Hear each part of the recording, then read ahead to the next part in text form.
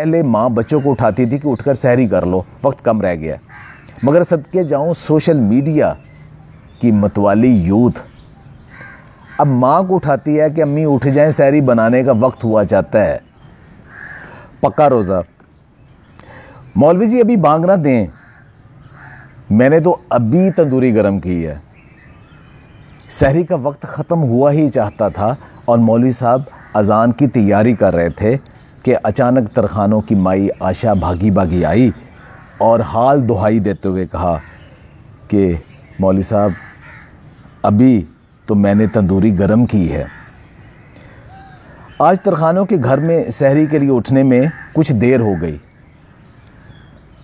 तो माई आशा भागी मौलवी साहब के पास पहले आई कि अजान थोड़ी देर रखवा दूं और मौलवी साहब से दरख्वास्त की कि अभी अजान मत दें क्योंकि अभी हम रोटियां पका रहे हैं। कोई 15 अफराद का घराना होगा जिसमें फ़ी कस 3 से 4 रोटियां तो वो कम से कम खाते थे। तो गोया रोज़ा शुरू और ख़त्म करने का इख्तियार मौलवी साहब के पास है।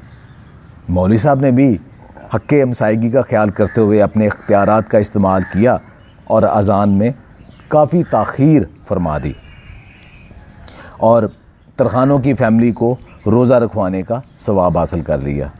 ना किसी को एतराज़ हुआ, ना ही रोज़े की सेहत पर कुछ असर हुआ, रोज़ा पक्का ही रहा।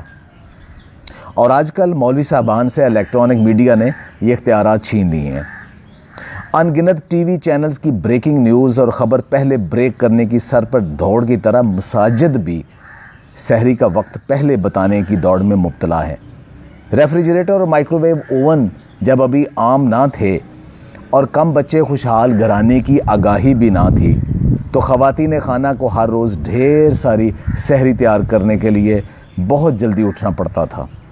मगर अब तो मुख्तसर सी फैमिली के लिए refrigerator, microwave oven, deep freezer और शौहर की मदद से खातून खाना चंद मिनट में सहरी तैयार कर लेती है। मगर मसाजिद में सहरी का वक्त बताने के सवाब की शौकीन हजरात अब भी ऐलान फरमा रहे होते हैं, हजरात सहरी का वक्त ख़त्म होने में सिर्फ 3 घंटे बाकी हैं, जल्दी जल्दी खाना खा लें। अरे भाई सहरी के लिए उठाओ, तुम तो सोने ही नहीं दे रहे। इतनी जल्दी सहरी खिला के क्यों खल्के खुदा के रोज़े तवील करते हो? हैरत तो ये होती है कि खल्के खुदा की खिदमत के लिए अपनी नींद कुर्बान करके आधी रात से मुसलसल ऐलान करने वाले हजरात खुद किस वक्त खाते पीते हैं? जब 400 अज़ानें आना शुरू हो जाती हैं तो तब भी कुछ हजरात ऐलान फरमा रहे होते हैं, हजरात सहरी का वक्त ख़त्म हो चुका है, खाना पीना बंद कर दें। गालिबन उनके कुछ अकीदतमंद अज़ान को इस ज़मन में नाकाफ़ी समझते होंगे और मौलवी साहब के ऐलान का ही इंतज़ार करते होंगे। जदीदियत की एक बरकत यह भी है कि पहले माँ बच्चों को उठाती थी कि उठकर सहरी कर लो, वक्त कम रह गया। मगर सदके जाऊँ सोशल मीडिया की मतवाली यूथ अब माँ को उठाती है कि अम्मी उठ जाएं, सहरी बनाने का वक्त हुआ जाता है, आप सहरी बनाएं, मैं ज़रा थोड़ी और नींद ले लूँ। माँ भी समझती है कि मेरी बच्ची पढ़ पढ़ के थक चुकी है, ज़रा आराम फरमा लेगी। इस बेचारी को क्या ख़बर कि बच्ची के सिर्फ अंगूठे ही थके हैं मैसेजिंग से और बैटरी ख़त्म होने वाली है, लिहाजा बेअमरे मजबूरी मोबाइल और अंगूठों को कुछ रेस्ट देना अब लाजम हो गया था। अब तो माँ जब सहरी बना चुकी होती है तो बच्ची आंखें मलती आती है और बड़ी ऑफ़र करती है कि अम्मी जी क्या मैं हेल्प कर दूँ? माँ आजज़ होकर कहती है कि पुत्र अब कोठे पर चढ़ कर तुम अज़ान ही दे दे। हमारे प्यारे चाचा छिदा तो रोज़ा ताज़ा करने अक्सर दोपहर को ट्यूबवेल पर नहाने चले जाते और खूब लंबी लंबी डुबकियाँ भी लगाया करते थे। इस दौरान कई दफ़ा गोता भी आ जाता, कुछ पानी पेट में भी चला जाता, मगर मजाल है रोज़े की सेहत पर कुछ असर पड़ता। बड़ा पक्का होता था।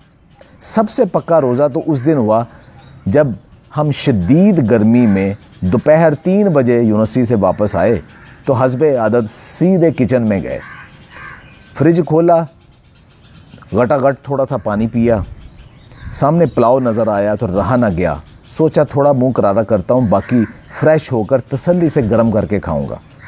जल्दी जल्दी बग़ैर चम्मच के हाथ से 4-5 नवाले ठोंस लिए। जल्दी का नतीजा चावल हलक में फंस गए, ऊपर से मिर्च मसाला भी कुछ आज तेज़ था। सांस बंद होना शुरू हो गया। जल्दी से पानी की बोतल खोल के अभी मुंह को लगा ही थी कि याद आ गया, मैं रोज़े से हूँ। अब न जाए रफ्तन न पाए मानद, ना तो चावल निगले गए ना ही बाहर आए। गर्मियों में दिन भी शैतान की आंत की तरह बेताशा लंबे होते हैं। शाम तक यही कैफियत रही। कम से कम मेरी ज़िंदगी का ये सबसे पक्का रोज़ा था।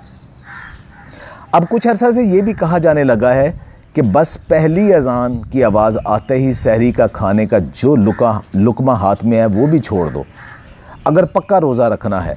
हालांकि पहले सहरी तसल्ली से की जाती थी और तब तक खाई जाती थी जब तक अंधेरे में काले और सफ़ेद धागे की पहचान न हो जाती थी। तब भी रोज़ा पक्का ही रहता था।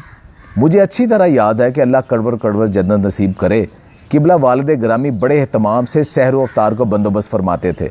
सहरी में कई बलों वाले पराठे, आमलेट और दही से खाने के साथ साथ एक बड़ा जग लस्सी का भी नोश कर जाते।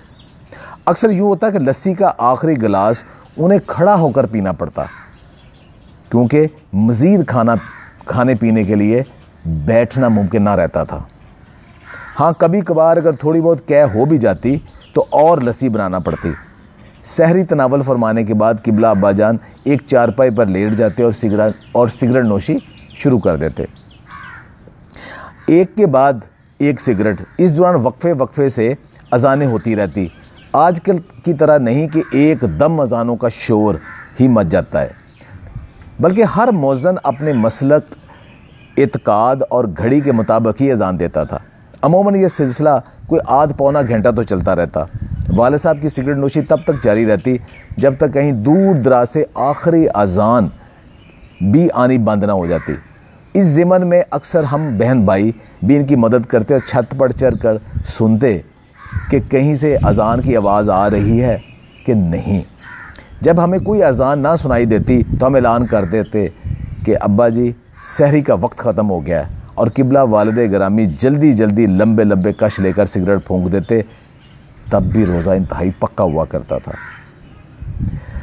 कुछ इसी तरह आजकल वज़ीरों और मशीरों की एक फ़ौज ज़फ़र मौज भी छतों पर चढ़ी ढूंढ कर अपने आकाओं को ख़बर दे रही है कि ये मस्कीन अवाम अभी कुछ ज़िंदा है, जान की रमक अभी बाकी है, उन्हें अभी और खाओ, अभी और खाओ। कोई ये खबर दे रहा है कि अभी ये मज़ीद महंगाई बर्दाश्त कर सकते हैं। कोई खुशखबरी ला रहा है कि ये मज़ीद टैक्सों का बोझ बर्दाश्त कर सकते हैं। इन्हें और खाओ, अभी और खाओ। ये कौन सा पक्का रोज़ा रखने जा रहे हैं जिसके खाने की हवस 75 बरस गुज़र जाने के बावजूद ख़त्म नहीं हो रही। खुदा के यहाँ देर है, अंधेर नहीं। सफ़ेदा सहर नमूदार होने को है और अभी एक आवाज़ जुल्मत का सन्नाटा चीरेगी और आवाज़ आएगी, हज़रात सहरी का वक्त ख़त्म हो चुका है, खाना पीना बंद कर दें।